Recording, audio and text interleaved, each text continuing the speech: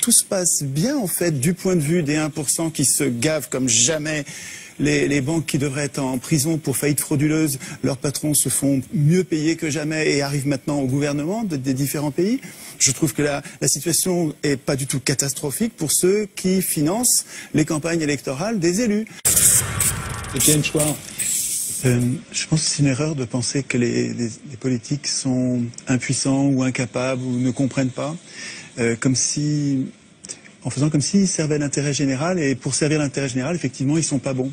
Si on renverse la perspective en comprenant que finalement ces gens-là servent les intérêts de ceux qui les ont fait élire, et qui sont les 1% les plus riches de la population, à ce moment-là, c'est pas du tout une catastrophe. Vous parlez de catastrophe, mais c'est une réussite formidable. Tout se passe comme prévu. La sécurité sociale est détricotée, le chômage se porte à merveille, ce qui permet de tenailler les salaires et d'avoir des bas salaires, donc des hauts profits.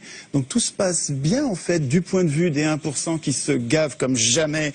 Les banques qui devraient être en prison pour faillite frauduleuse, leurs patrons se font mieux payer que jamais et arrivent maintenant au gouvernement des différents pays. Je trouve que la situation est pas du tout catastrophique pour ceux qui financent les campagnes électorales des élus. Et je trouve que là, de ce point de vue, c'est assez logique. Hollande, il sert les intérêts de ceux qui l'ont fait élire en le faisant passer à la télé, dans les journaux. Et pourquoi une banque achète Libération? Pourquoi une banque achète Le Monde? Pourquoi une banque achète le quart Sud-Est? Pourquoi le Crédit Mutuel achète le quart de la presse quotidienne régionale? C'est pour gagner les élections. Et ensuite, les élus rendent des comptes à ceux qui les font élire. Le problème, c'est que nos élus ne doivent rien aux électeurs. Que vous votiez ou vous votiez pas, c'est pas vous, ce sera un autre. Ceux qui vont voter, c'est ceux qui regardent la télévision, qui sont pas politisés. Il faut qu'ils passent beaucoup à la télévision. Vous regardez les curseurs, c'est incroyable la similitude qu'il y a entre les courbes de passage à la télé et les résultats aux élections. Il suffit de monter les curseurs des challengers, vous les montez à 10, 15%, ça va donner l'impression de la pluralité. Et puis les deux partis qui ont la même politique de droite dure, qui s'appelle gauche et droite, mais en fait ils ont la même politique pour les industriels et les banquiers, les multinationales en fait. Mais vous les mettez au curseur plus haut et ils vont être élus l'un ou l'autre en fait, peu importe, ils vont faire la même politique. Alors évidemment, les gens sont gentils, ils croient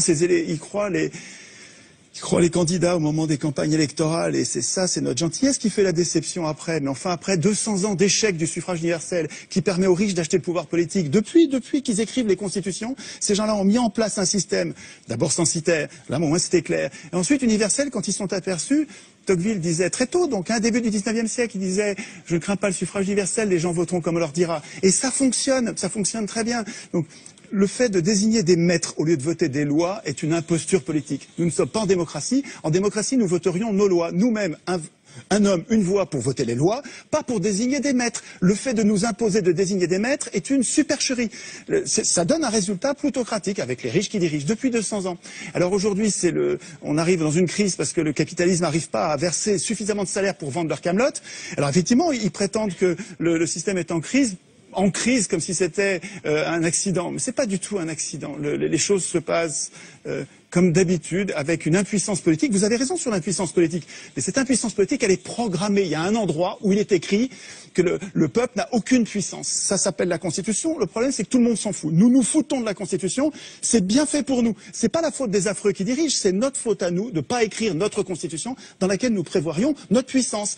Le référendum d'initiative populaire, les élections sans candidat ou les élections avec des primaires et avec l'impossibilité pour les condamnés de se représenter, etc.